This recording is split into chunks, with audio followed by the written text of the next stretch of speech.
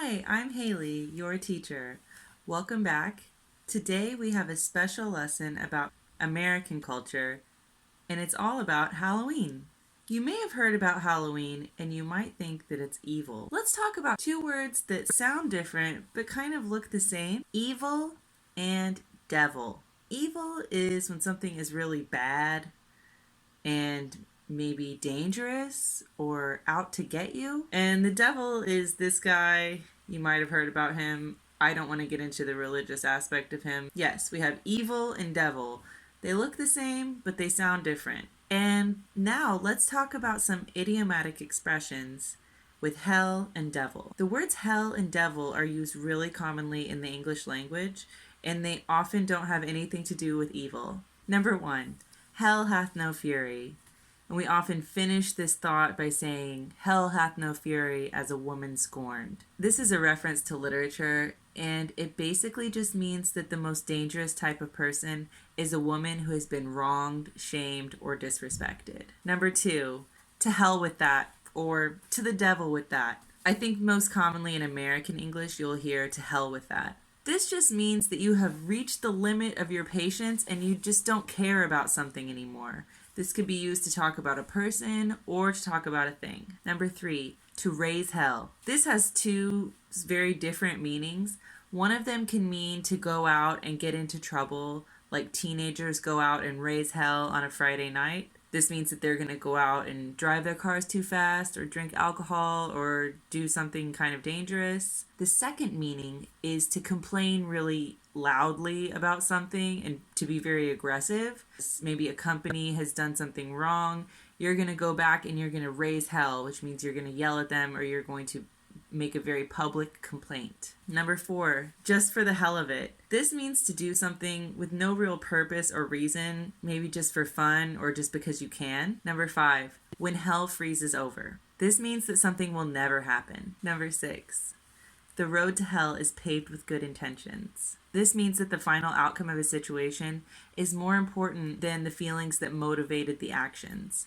So even if you wanted to do something good, if it turns out that someone is hurt by your actions, it doesn't matter what you were trying to do. It matters what actually happened. Number seven, gone to hell in a handbasket. This means that a bad situation is continuing to get worse. Number eight, devil may care attitude, or we just may say devil may care. This means that someone has a very casual attitude, usually when they are faced with very serious consequences or risks, but they still just act very nonchalant and like they just don't care. Devil may care. Number nine, come hell or high water. This means that something will happen no matter what. There are no obstacles that could prevent something from being done. Number 10, devil's advocate. This is to argue an opposite view just out of interest in having a debate. It's also a way to explore different ideas, even when the questioner agrees with the original idea or concept. Number 11, the devil you know.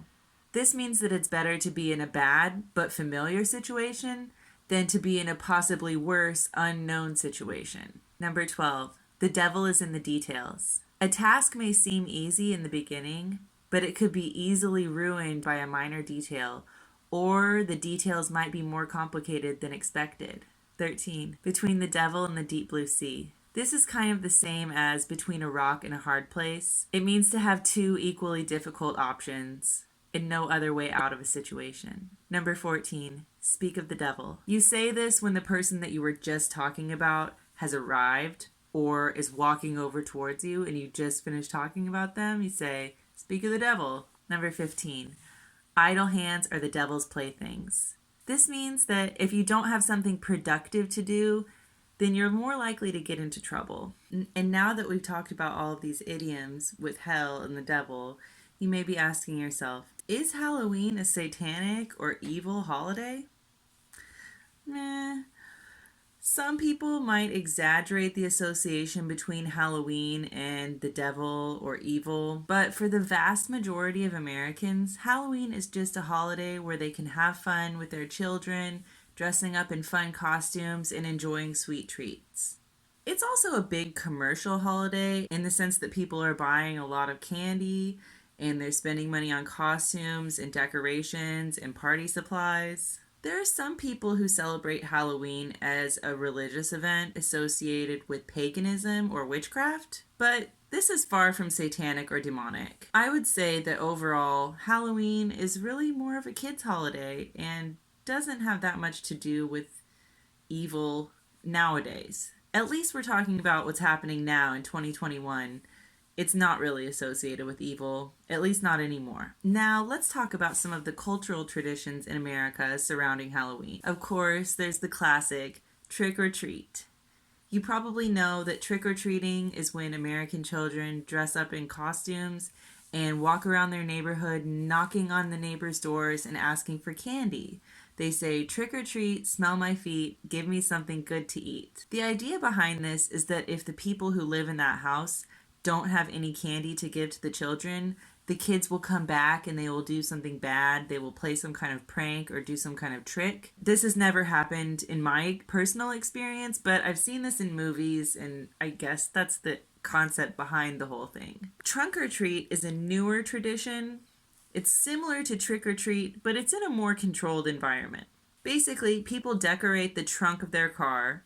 That's like the boot in British English. And they bring their cars to a parking lot at a scheduled time. Then the children kind of walk around the parking lot and ask for candy at each car and show off their costumes and have fun with their friends. It's a much more controlled environment because the people who have their cars there and are giving out the candy are usually associated with a group or a school. They are people who are already known to the children. This is a lot safer than just turning your children loose in the neighborhood or in a different part of town and letting them go to neighbors' doors, because I guess you never know what will happen. And the parents are also there to watch their children and to walk around with their children. And it's not always on Halloween. It's usually in the days leading up to Halloween. Two other self-explanatory traditions are costume contests and horror movie marathons. Those are pretty common things people do around Halloween. Another thing people like to do is to carve jack-o'-lanterns or to make pumpkin art. The traditional jack-o'-lantern is a face with triangles for the eyes and the nose and then a geometric style mouth. Some people take this to extremes and do a lot of different types of pumpkin carving. This is me carving a pumpkin today. I searched on Pinterest and I found this unicorn design that I thought my daughter would really like. So I spent some time drawing it out and then taping it over the pumpkin and then using kind of like an ice pick to punch some holes and then a knife to cut out the rest of the design. And there you have it. I made a unicorn. I think it turned out pretty well. But there are lots of different designs that people do. When I lived in the Caribbean, I used to carve jack-o'-lanterns out of pineapples. There were pumpkins available, but pineapples just seemed more appropriate in a tropical setting. Another thing to note is that Halloween isn't just one day anymore. It's a whole season, and people call it spooky season. Many people are so obsessed with Halloween that they start preparing for it as soon as summer starts changing into fall. There are no other major national holidays in the United States between Labor Day, which is the first Monday in September, and Thanksgiving. So Halloween is the only thing occupying that September, October, beginning of November timeframe. And it has really taken over the entire months of September and October. There's also a slightly related collective obsession with pumpkin spice flavored things. This is a whole other idea and concept. It's not exactly related to Halloween. It's more of a fall thing. As soon as the stores start putting out their Halloween decorations, you'll also be finding things that are pumpkin spice flavored. So that's all I really have to say about Halloween. I hope that this video has given you some insider information and kind of expanded your knowledge of this kind of important American celebration. If you have any questions, please drop them down in the comments. Thanks so much for watching. Bye!